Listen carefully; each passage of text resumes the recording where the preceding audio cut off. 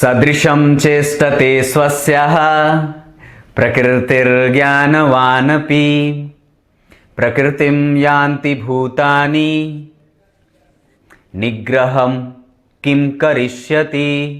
प्रिय दर्शकों नमस्कार, एक बार फिर से उपस्थित हूं आप सबके सामने सोमवार के कार्यक्रम में। दाम्पत्य कैसा बीतेगा आपका, इसको कैसे जाने लग्न कुंडली से। एक जातिका की कुंडली है, ये जातिका नहीं है, 1963 की है इनकी कुंडली है, 1963 की है शायद, याद नहीं मुझे डेट ऑफ बर्थ अब तो, पर इनकी कुंडली मुझे ऐसी लगी जिसको दिखा देने से आप लोगों को कुछ चीज़ें समझ में आ जाएगी, और जिसको जानना अगर आप चाहें तो निस्संदेह आपको ये समझ लेना चाहिए कि दाम्पत्य को देखने के कुछ गूढ़ और ऐसे जो स्थिति है ग्रहों की, अगर हम उसको समझ लेते हैं तो हमें ये बात आसानी से पता चल जाती है कि दाम्पत्य कैसा रहने वाला है। शुरू करते हैं आज का कार्यक्रम के आरंभ में बोले गए श्लोक का अर्थ भी बताने वाला हूं, कहीं जाइएगा मत। एक बात बताता हूं, मैं दिन में 5 कुंडलियां देखता हूं। थोड़ी सी बात जो बोलने वाला हूं वो अजीब लगेगी आप लोगों को, पर बिल्कुल स्पष्ट बोल दूंगा। 5 कुंडलियों में से 3 कुंडली प्रत्येक दिन की बात बोल रहा हूं, प्रत्येक दिन मैं 5 कुंडली देखता हूं, और उसमें से 3 कुंडलियां जो होती हैं वो इस सवाल को लेकर के आती हैं, पंडित जी दाम्पत्य बड़ा खराब है। अब वो चाहे प्रश्नकर्ता पुरुष हो या फिर स्वयं हमारे भारत की माताएं बहनें, पर उसमें केंद्र बिंदु में पता है क्या है, वो किसके इर्द गिर्द घूमता है वो सवाल। पंडित जी, महिलाएं जो माता बहन है वो ये कहती हैं, ज़्यादातर तो वही आती हैं बात करने, तो वो बोलती हैं कि पंडित जी दाम्पत्य तो ठीक है, चीज़ों की कमी तो नहीं है। सुन पाओगे जब मैं बोलना चाहता हूं, सुन लोगे आप लोग? सुन लीजिए पंडित जी, सब तो ठीक है, पर इनका ना किसी को दूसरे के साथ भी चक्कर है। यही सुनने को मिलता है। सोच लो, इनका ना किसी दूसरे के साथ भी चक्कर है। क्या कहूं? शुरू करते हैं आज का कार्यक्रम।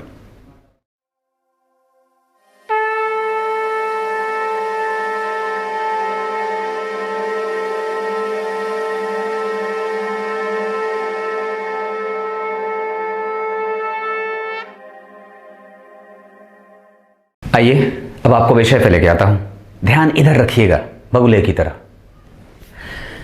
ये किसी भी लग्न की कुंडली हो सकती है, ये कोई आवश्यक नहीं है कि ये कन्या लग्न की है तो आप कन्या लग्न से ही हो तभी देखोगे, ऐसा नहीं है। आप किसी को भी समझ लो, आप मान लीजिए कि भगवान न करे कि ये किसी की भी कुंडली हो, पर जिसकी है उसकी तो है। पर एक बात जो समझने वाली है, दाम्पत्य को कैसे समझेंगे कि वो बुरा हो रहा है या बुरा होगा या कैसा होगा। आप जरा विचार करिए। सबसे पहले प्रत्येक प्रकार के सुख और दुख को चौथे भाव से देखा जाता है, चाहे वो किसी भी तरीके का जो सुख है आप जो भोग रहे हो, आप जैसे आप जो भी सुख मान लीजिए, अब मैं उसमें क्या कहूं, आप उसको जिस भी तरीके का, चाहे वो भौतिक सुख हो या किसी भी तरीके का सुख हो, संपूर्ण सुख यहां से देखा जाता है। क्लियर है? सप्तम भाव से दाम्पत्य का सुख देखा जाता है, मतलब इसमें आपको आपका डेली लाइफ होता है, ये प्रत्येक दिन का जीवन, ये आप हो गए, और ये आपके जीवन संगनी और जीवन साथी। 7वां भाव आपका प्रतिबिंब का मतलब क्या है? आप जब नेत्र खोल के देखो तो सामने आपकी पत्नी खड़ी हो। अब भगवान विष्णु जब नेत्र खोलेंगे तो सामने माता लक्ष्मी को ही पाएंगे। तो बस वही बात है, ये हो गए आप, और ये आपकी जीवन संगनी कि नेत्र उनके हैं तो उनमें पारछाई सिर्फ आपकी बने और किसी की ना बने। बस यही बात है, और कुछ भी नहीं होना चाहिए। उन नेत्रों में किसी और की पारछाई ना बने, इसका प्रयास हमेशा कर लीजिएगा। बड़े प्रेम के दुर्लभ पाए जाते हैं लोग, ना तो मिलते हैं और ना हो पाता है, ना तो आप किसी को करते हो और ना कोई आपको करता है। तो बात है यहां से सभी प्रकार के सुख का, अगर यहां पे ये भाव खराब हुआ ना, तो मान लीजिए कि अब सुख में थोड़ी सी उलाहना रहेगी आपकी। अब यहां पे अगर कोई ग्रह नीच का हो जाए, कोई ग्रह जिस राशि में बैठा है वो उसका शत्रु हो जाए, यहां पे किसी भी अष्टम भाव के अधिपति, 12वें भाव के अधिपति, रोग भाव के अधिपति स्वयं आकर के बैठ जाएं, जैसे इसी कुंडली में मान लीजिए यहां मंगल की राशि बनी, वो मंगल यहां बैठ जाए। अब ये सूर्य कहां के राशि के अधिपति बनते हैं, ये 12वें के बन गए, तो 12वें भाव के अधिपति बैठ गए तो दाम्पत्य को खराब करेंगे, या फिर वो थोड़ी सी उसमें कट्टरता, अनुशासनहीनता, परेशानी, वाद विवाद, झगड़े, किस तरीके की अब समस्या, आप किसी भी तरीके की हो सकती है। तो 12वें के अधिपति अगर जन्म कुंडली के चतुर्थ भाव में बैठते हो तो निसंदेह थोड़ी सी कटुतापूर्ण संबंधों को देखने की स्थिति बन जाती है। 8वें के अधिपति अगर जन्म कुंडली में यहां बैठ जाएं या छठे भाव के अधिपति भी यहां बैठ जाएं तो भी ये संबंधों को कमजोर कमजोर और कमजोर करते हैं। बात बस खाली ध्यान से समझते चलिएगा। उसके बाद इस पे या तो छठे, 8वें और 12वें भाव के अधिपति कहीं से देख लेते हो, या फिर तो ये तो प्रत्येक प्रकार के सुखों में कमजोरी की बात हो गई। अब जरा फिर से कि मेरा तो ये सर्वस्व सुख है, पर अगर मेरा सवाल सिर्फ दांपत्य के सुख का होगा तो अगर सवाल आपसे कोई दांपत्य के सुख का पूछेगा तो क्या देखोगे आप? अब उस समय आपको सबसे पहले उस जातक की कुंडली में इस ही भाव को देखना होगा कि संपूर्ण सुख कैसा है, कि जातक के जीवन में माता का, पिता का, भाई का, बहन का, कुटुंब का, जन का, दादा का, दादी का, पति का, पत्नी का, बुआ का, चाचा का, ताया का, ताऊ का, सब प्रकार का सुख ये यहां से देखा जाएगा। क्लियर है? इसके अलावा भी उसके जिस प्रश्न, जैसे चाचा के सवाल हों, मामा के सवाल हों, तो यहां से देखेंगे छठे भाव से। पर अब जब बात सिर्फ दांपत्य की रहे कि पंडित जी मेरा दांपत्य कैसा होगा, तो पंडित जी क्या देखेंगे? सबसे पहले इसको देख लिया, अब उनकी दृष्टि आएगी यहां पे। तो अब यहां के अधिपति अगर जो कुंडली में पीछे गए, जैसे कि गए हैं, मैंने एक कार्यक्रम बनाया है इस पे कि अगर सप्तम के अधिपति छठे जाते हों और वो सप्तम के कारक के साथ रह करके मजबूत होते हों तो दांपत्य खराब नहीं होता। मैंने इसकी भी उदाहरण के रूप में एक कुंडली बनाई हुई है। पर यहां पे देखिए कि यहां पे तो सबसे पहले सुख खराब हुआ, क्योंकि 12वें भाव के अधिपति बैठ गए, तो बीजारोपण हुआ कि सुख कमजोर होगा जातक का, क्योंकि 12वें का अधिपति सोखेगा, इसका संपूर्ण सुख सोखता बना देगा, वो कमजोर करेगा, उसको एनर्जेटिक जो ऊर्जा मिलनी चाहिए थी वो ऊर्जा का हास हो जाएगा, क्षय हो जाएगा। और उसके बाद सप्तम के अधिपति पीछे जाएं और उस पे सप्तम के कारक शुक्र देखिए कहां बैठे हैं, जन्म कुंडली में यहां वृश्चिक राशि के, यानी कि सप्तम का कारक भी अपने बहुत अच्छे भाव में नहीं है, त्रिक भाव में बैठा है। और हालांकि अपने भाव से पंचमस्थ है तो पति का सुख मिल जाएगा, पत्नी का सुख मिल जाएगा, पर फिर भी वो कमजोर ही रहेगा, क्योंकि वो मंगल की राशि में बैठा है जो कि वास्तव में अष्टम स्थान की राशि है कालपुरुष की कुंडली की। ध्यान से समझिएगा, बड़ी गंभीरता से विचार करने वाली बात है कि आपकी कुंडली में सप्तम भाव के अधिपति किस राशि में बैठे हैं। तो सप्तम के अधिपति जो इस कुंडली में बनते हैं वो बनते हैं देवगुरु बृहस्पति, और वो गए पीछे चले गए तो नुकसान हुआ। अब सप्तम के कारक, तो सप्तम के कारक शुक्र, तो वो कहां बैठे, जन्म कुंडली के तृतीय भाव में। अपने भाव से नवम पंचम में गए हैं तो दांपत्य का सुख तो देंगे पर छत बिछत होगा, क्योंकि ये जिस राशि में बैठे हैं उस राशि की स्थिति मूलतया 8वें भाव की है, तो कमजोर होगी। कालपुरुष की कुंडली में यहां 8 नंबर बनता है ना, तो बस वही बात है, यानी कि इसके कारक अच्छी राशि में नहीं बैठे और अच्छे भाव में भी नहीं बैठे, त्रिक भाव में बैठे हैं। ये दो बातें। पहली बात कमजोरी की कि सूर्य यहां बैठ गए जो 12वें के अधिपति, अगर ऐसी स्थिति बने तो समझ लीजिए कि उसको आपको संभाल करके चलना होगा। मेरे कार्यक्रम बनाने का मूल उद्देश्य ये है। उसके बाद सप्तम के अधिपति भी अगर कमजोर होते हो, अब उसके बाद सप्तम का कारक कमजोर होता हो, और उसके बाद अब रही सही कसर कौन पूरा करेगा ये दिखाता हूं। अष्टम भाव के अधिपति बनते हैं मंगल, और मंगल जो हैं वो जन्म कुंडली में जाकर के बैठे हैं कहां, इस कुंडली में वो यहां बैठे हैं। यहां लिखने वाले ने, निखिल जी ने गलती लिख दी होगी, कोई बात नहीं, यहां मंगल बैठे हैं, मंगल यहां बैठे हैं। और उस अष्टम भाव के अधिपति मंगल की दृष्टि 7वीं देखिए गुरु पे पड़ रही है। तो अगर ये स्थिति बने दांपत्य में, अगर लग्न कुंडली में कि अष्टम के अधिपति कहीं से भी सप्तम भाव के अधिपति को देखते हो तो पति शराबी, जुआड़ी, एडिक्टेड और किसी भी चीज की नशे की लत में शामिल होने वाला होता है। बात समझ में? तो मंगल क्या है, मंगल है सेनापति, तो उसको तो सुरापान का आदत लगेगा ना, क्योंकि उसके पास तो उसे बल की आवश्यकता होगी, वो तो मद में अंधा रहेगा। तो निस्संदेह इसकी हम और तुलना किसी भी तरीके से कर सकते हैं, पर मंगल है अष्टम का अधिपति और यहां पे वो पापक ग्रह की राशि बनी अष्टम भाव में। और मंगल और गुरु, ऐसा नहीं है कि वो मंगल उनको खराब ही करेगा, ऐसा नहीं है, पर हां उसमें उसका प्रभाव रहेगा, व्यक्ति को नशे में धुत रहने वाला बना देता है।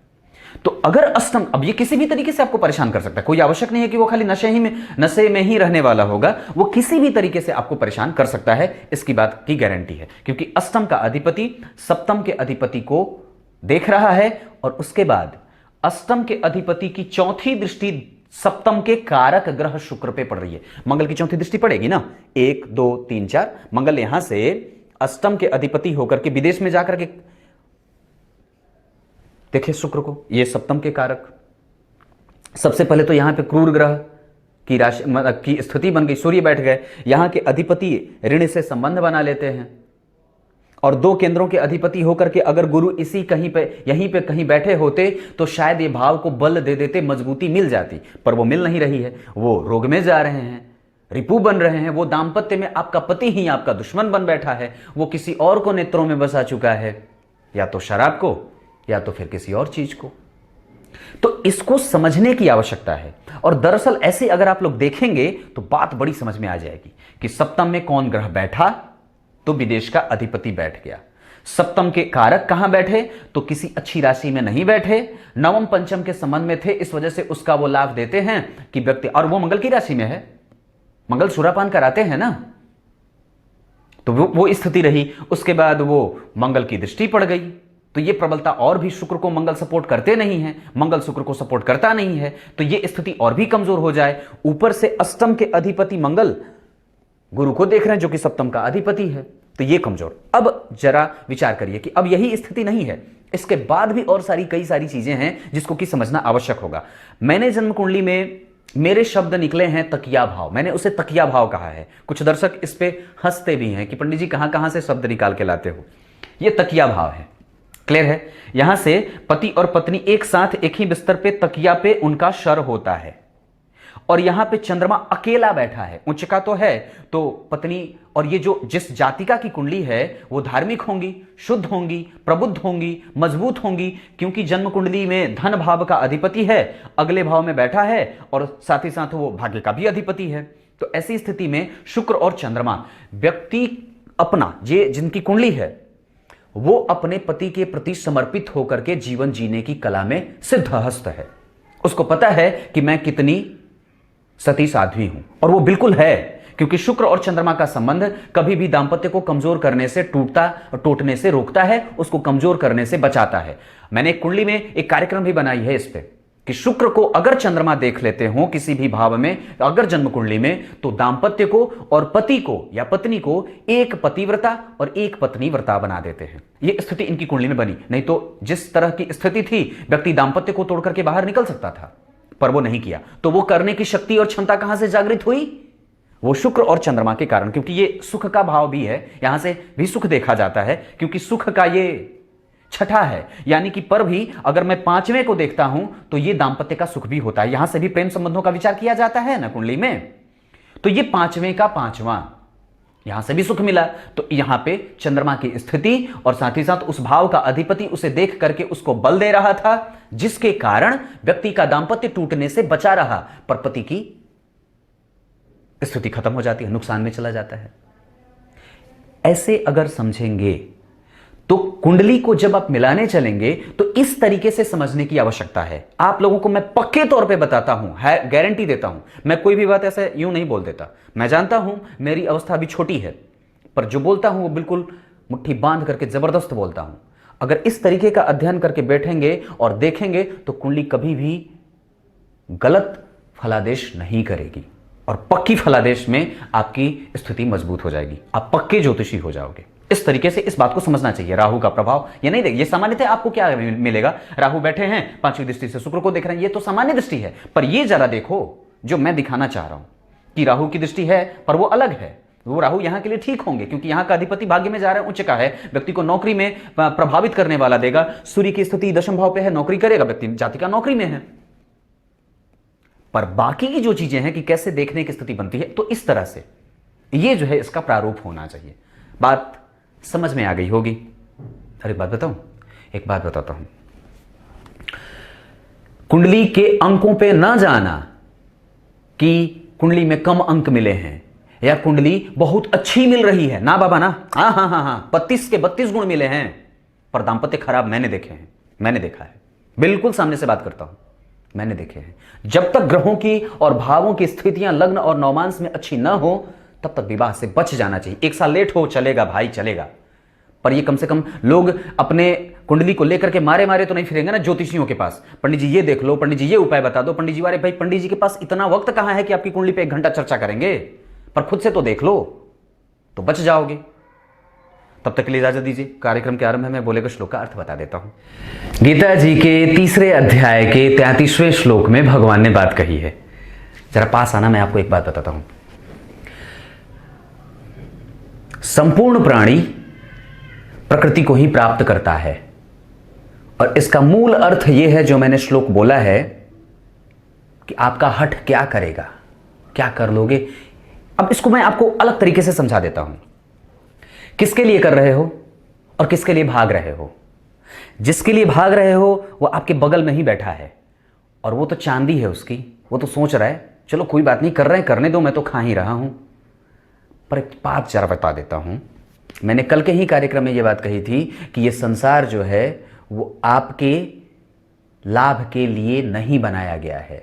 ये संसार में आपका जन्म जो हुआ है वो आपको लाभ प्राप्त करने के लिए नहीं बनाया गया है। आपको प्रकृति का और परमात्मा का आपको जन्म देने का उद्देश्य इसलिए नहीं था कि आकर के ऑडी खरीदो और मर्सिडीज खरीदो, ना, वो नहीं था, कुछ और था जिसको आप भूल बैठे हो।